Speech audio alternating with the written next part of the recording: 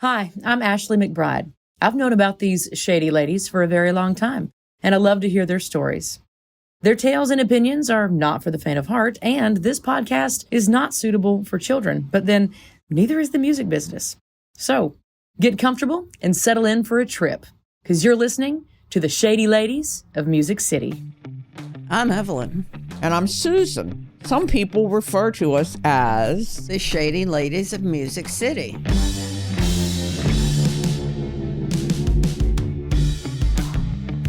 Well, I think today we're going to try to talk about women who changed the game, female artists. And we have four that we kind of consider generational changers.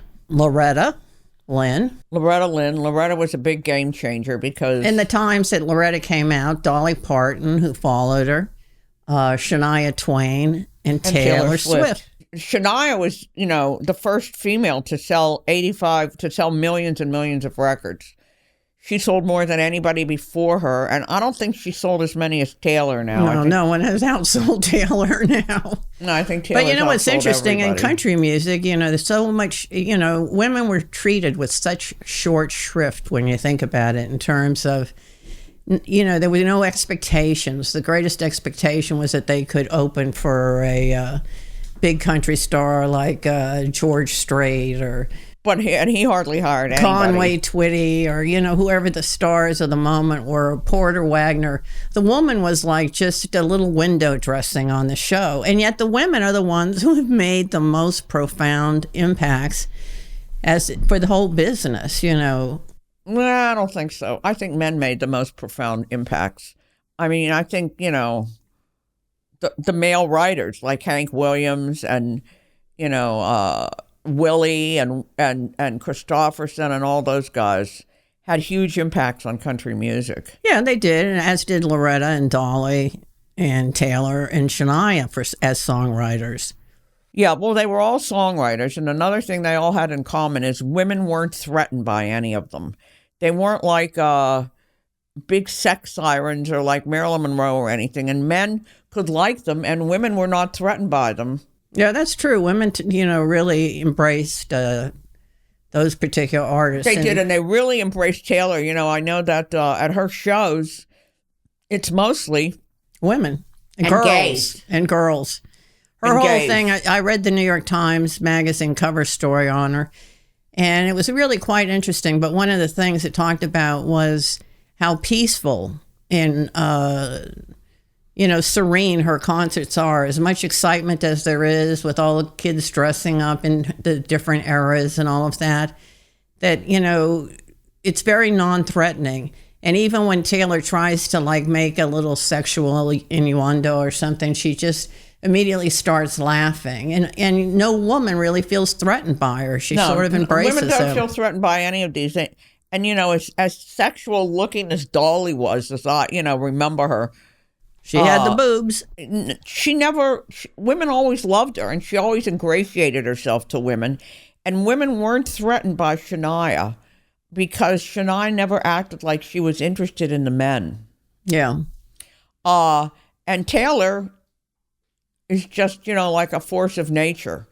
She's an anomaly out of the whole group because... well, she's just so damn smart. I mean, she really is. The stuff that she has pulled off is, unbelievable. The impacts that she has, when she asks her people to go out and vote, the fact that it actually makes a massive difference in these markets. And her coming to a city brings millions and millions of dollars in revenue. It's all the hotels, all the restaurants. Because I remember when she was in Nashville, and we went out for breakfast one morning to Nashville, and we couldn't get in, and we go there all the time, and they said, oh, it's the Taylor Swift effect, because so many people are here to see Taylor that, I don't know, I guess a lot of them were eating at Nashville. But you have all those statistics from the New York Times Magazine about... Well, this is just an interesting thing. It said, they were talking about a specific show in Santa Clara, California, but, it's the case in any market. And it said she makes a significant impact She donated enough money to a local food bank to make a significant impact to the 500,000 people it feeds per month, as she did in every city she visited. She had increased tourism spending by an average of $3 million for each night she was there, relative to the nights when the stadium hosts a football game. She had made a material passive contribution to the economy of Santa Clara by selling out its hotel rooms and crashing its rideshare apps. It's estimated that her mere presence contributed more than $30 million to the local economy. Prime Minister Justin Trudeau wanted in on some of the action, so he tweeted at her to add some of that sweet Taylor Swift microeconomy to Canada. She complied by setting some dates in 2024. I mean, that's an amazing impact to say that a concert she is so incredibly generous. She gives money to the food banks in every city that she goes to. She is really generous to her people. Like after one night, I don't know, big rainstorm or something, she bonused all of her truck drivers $100,000 apiece. That's amazing. I mean, and she's a billionaire. And also equally interesting is how smart she was about the business.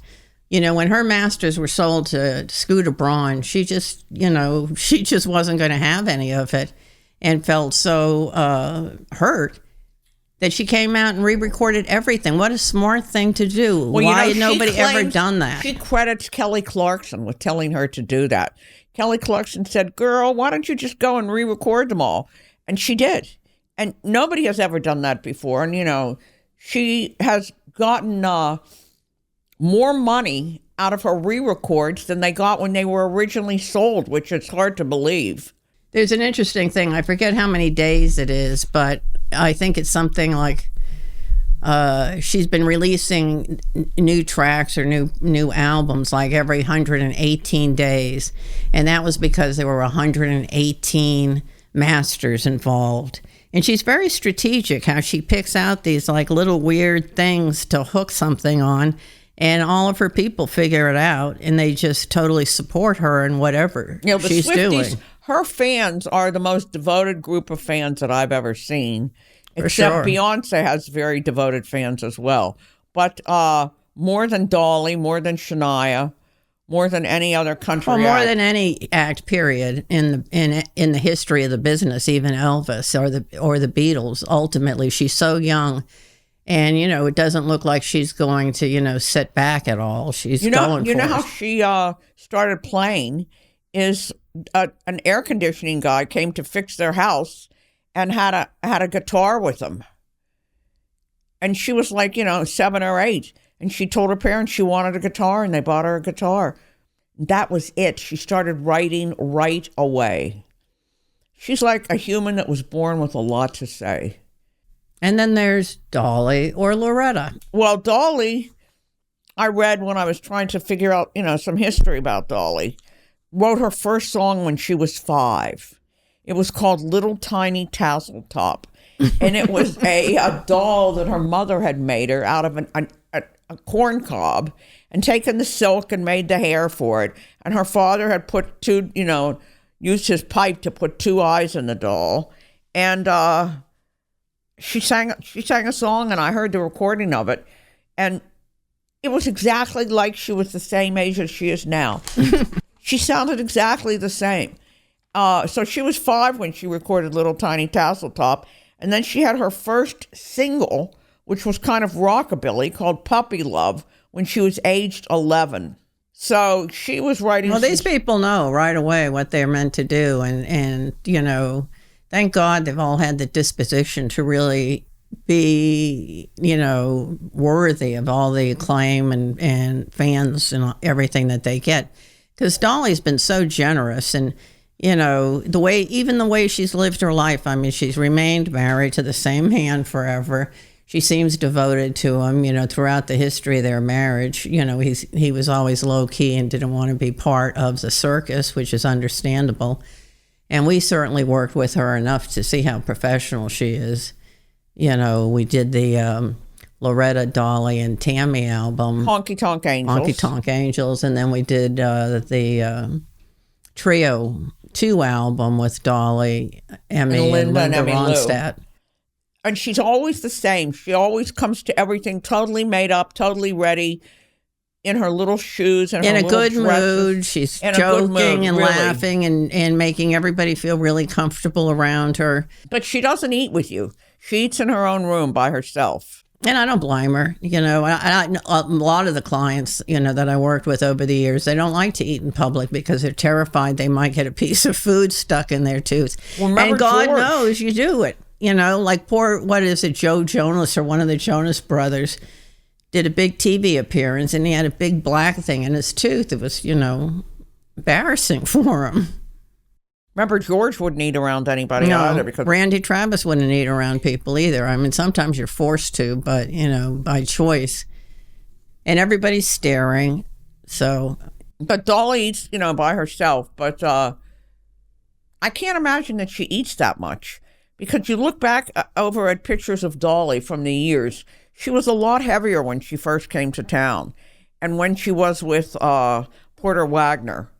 And now she's just a tiny little thing who came out at that football game dressed in a cheerleader's outfit. And At 78 years old. At 78 and looked fantastic. I mean, she makes us all look really bad. I mean, It was a mind blower to see how great she looked in the outfit. and she always looked great. Every time I've ever been around her, she's looked, you know, great and is funny. And that's why I think that women never felt threatened by Dolly because she, you know, always made, you know, so many jokes about herself and, you know, how hard it is to look that cheap and all that stuff. But, you know, she never really looks cheap, for sure.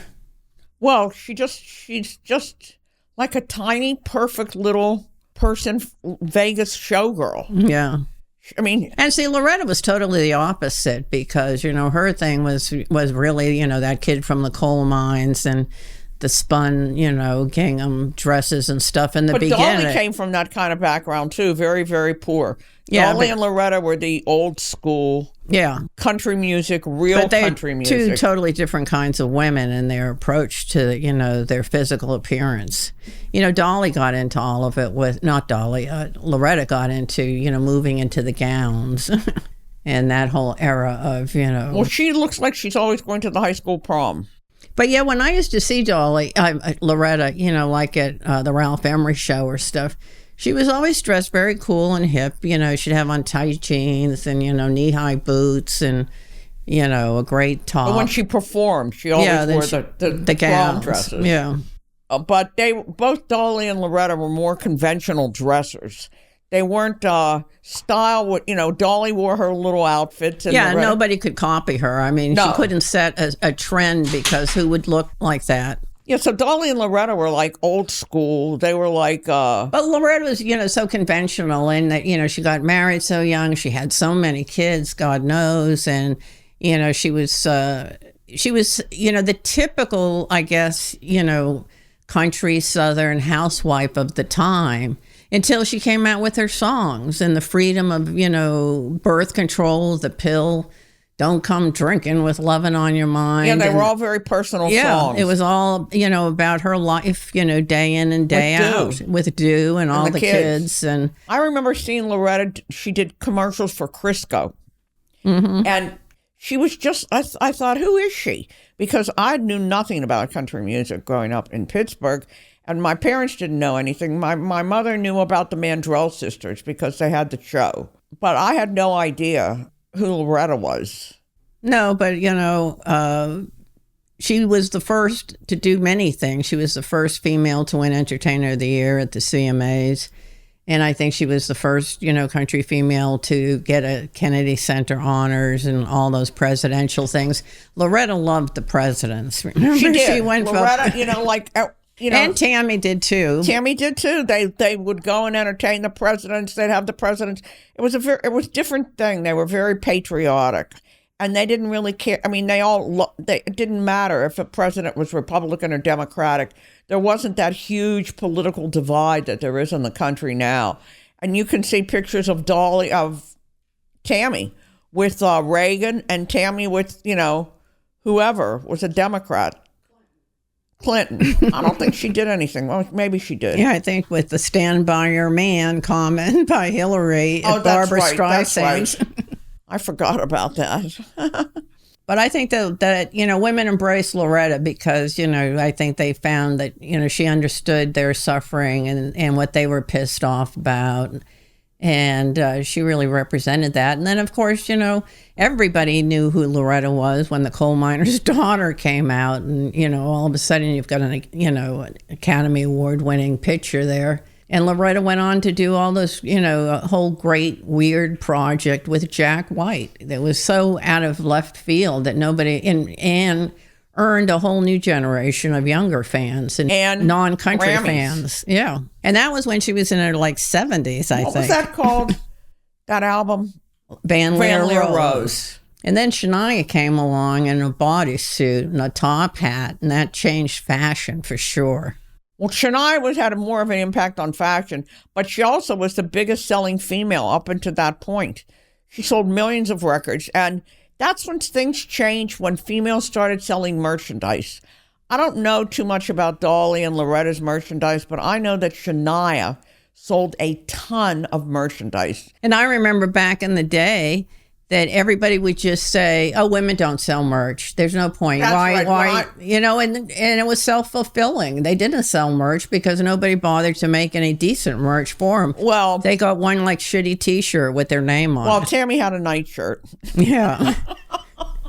Shania was the big style influencer well, Taylor is too in a way. But Shania set the tone where all of a sudden, poor Lori Morgan, she'd show a little cleavage and everybody would be pissed off and calling Susan and the label and all of that. And Shania came along and all of a sudden she's in a leotard and tights and showing as much cleavage as she can find.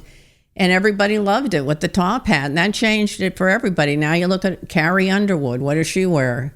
Not much. Exactly. And everybody's running around in this, and Taylor, she too is wearing, leotards. Everybody is. And Shania, all of a sudden made that okay. And it wasn't, that long ago.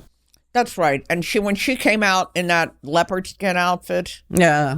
And luxury, because country women never ever felt luxurious. And then all of a sudden she's got that leopard skin, stuff and furs and glamour. That song, that I think her most iconic song was Man, I Feel Like a Woman.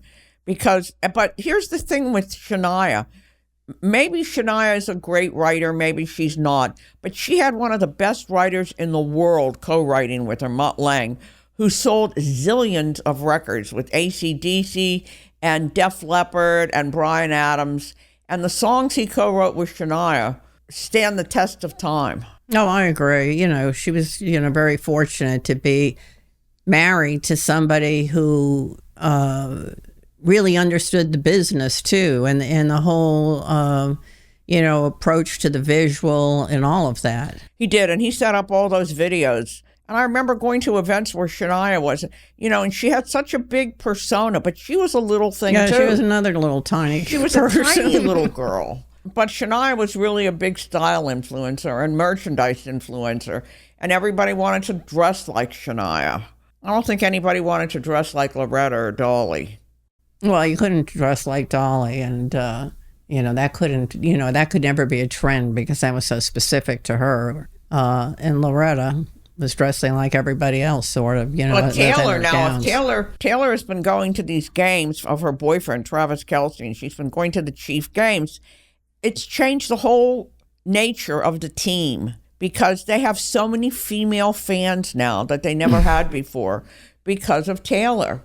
And women are turning in and watching all their games. Like I started watching their games. And I loved this whole romance with Taylor and Travis because it was like one of the only positive things that was going on in the news. I mean, everything is so grim, and there they are happily falling in love, and she's wearing all kind of huge merchandise in red and white, and she's wearing red fur coats to the games. And whenever she wears anything, the next day it's all sold out, whatever it was, because she's really a style icon. Yeah. Now, she didn't used to be at the beginning. She was, much more country looking, and she's really wasn't that country. She was from Pittsburgh. Remember, she had all those blonde curls. And She was adorable. She was just, 14 or 15 years old with that long blonde hair. And she wore more like an Emmylou, that kind of more feminine kind of floaty stuff. Yeah, but then she found the leotard. But then she was in the Victoria's Secret fashion show. And I never realized how tall she was. If she and Travis Kelce have kids, they are going to be huge kids because she has the longest legs. And she modeled in the Victoria's Secret's fashion show. And I think that's when her whole thing turned around and she started, becoming a fashion icon. One of the things we were talking about was all the charitable deeds that these ladies do. We talked quite a bit about Taylor's impact on the economy for every market she goes into and everything that she touches. But Dolly started that whole thing, the library that she did. Yeah, that's an amazing thing to send every child a book. It was inspired because her father couldn't read. Yeah. And so she started the library to make sure that kids could get books. And she sent them only to kids in Sevier County. But now she sends them all over the United States. And that's a really great charity. And then, she also gave $1 million to Moderna. Yeah, for the research. She gave it to Vanderbilt University for the research. And I, kind of when I was looking at some of the things written about her, saw that she's done so much in that Sevier County, where she lived in Pigeon Forge and all of that. She has set up so many educational funds for the kids there and programs to support families that have gone through hard times that were affected by those fires.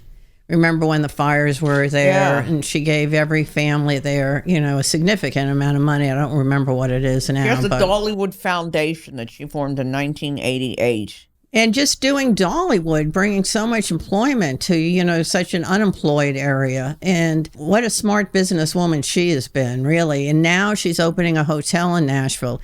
Every act in town is opened a bar. And, don't they cancel each other out because they're all sort of the same thing? To open a hotel is so smart. And it's just going to be fabulous. It's going to be all Dolly, and I love that idea. Dollywood. It'll be like Dollywood. It'll be, Well, I hope she doesn't kind of try to make it, like a rustic cabin in the woods or something. I hope she does it up in pink and, You mean like Barbie?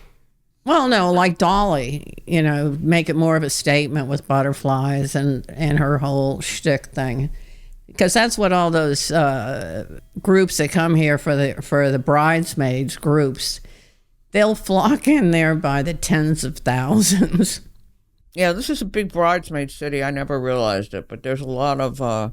I saw pictures on Facebook during the snowstorm here of downtown Broadway of girls running around in sleeveless dresses, hitting the bars, not wanting to miss their moment of fun. It's really killed the local scene downtown, that's for sure. Well, that was a whole good thing about Dolly in the hotel. I'd forgotten about that. I never even saw that. Where did you see that? In the Tennessean? Yep. I read my local paper.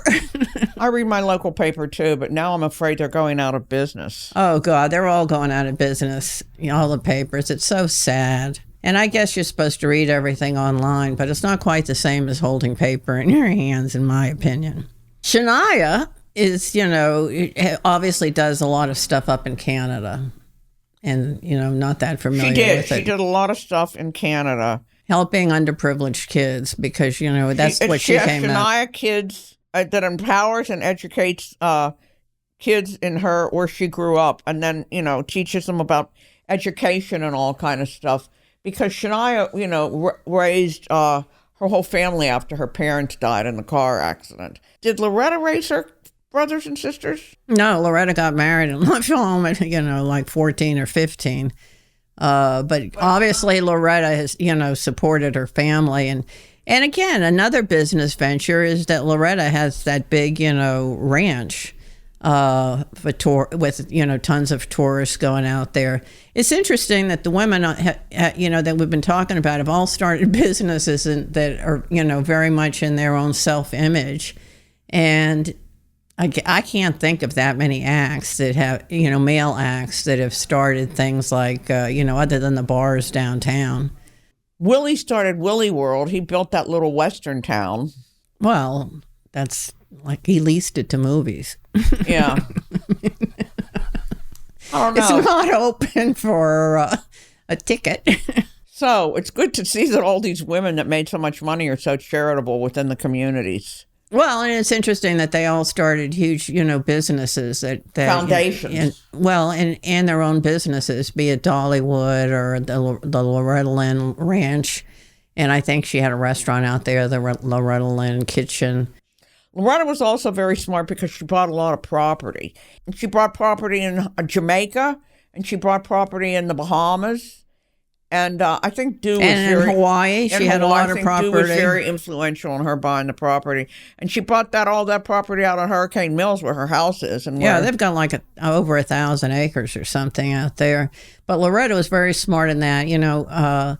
Remember Tammy told the story about how Loretta showed her all these condos in Hawaii that she had bought, and she didn't let Dew know about it. So, Right. And I know that she had a lot of places around town and, houses in town, out of town, everywhere. So I think Loretta was a big property owner. But, it's interesting that they all sort of, really laid a claim to their careers and their identities. Well, Taylor hasn't started, anything like Loretta started, but she has bought a lot of property. Yeah. And great places like great, Newport, unbelievable places. Hyannisport. I mean, let's not, I know she has a lot of huge real estate portfolio. And the thing that I like so much about Taylor is she's so devoted to her parents. Yeah. And takes them on every show. Well, every show is like an event. So, it's, nice to share. I wish I could say that, Tammy had been stronger, in her identity and what she did. Tammy was a victim. Yeah. And Tammy's writing was about her victimhood. It's true. Dolly wrote about being poor and, the coat of many colors and all, that her mother made out of blankets and stuff. And Loretta wrote, about being poor. Shania did and not. Having kids. What? And having lots of kids. And having lots of kids. Shania did not. And Taylor's, written about young love. I think that's been her area of success. And she has a song, a more contemporary song called Lover. Have you ever heard that one? Yeah. I really like that one. She's really a good songwriter. She's really improved so much. Remember when she first came here, she wrote with Liz Rose. And she wrote the Romeo and Juliet song with Liz Rose. But now she writes basically by herself or with Jack Antonoff and some of those producing people. But she is an unbelievable songwriter. Yeah, the Times Magazine piece talks about, her writing and examining the flaws in yourself and the circumstances of the times and all of those things that she captures every moment. And a lot of the heavy-duty, music critics from the past that, we respect have come around to saying that she's just an extraordinary writer. People that had dismissed her so much in the early days that now they realize, that they've listened to the catalog and said, this girl is just extraordinary. She is an extraordinary writer. She manages to get so much into a sentence in a song, and she paints such pictures of her generation.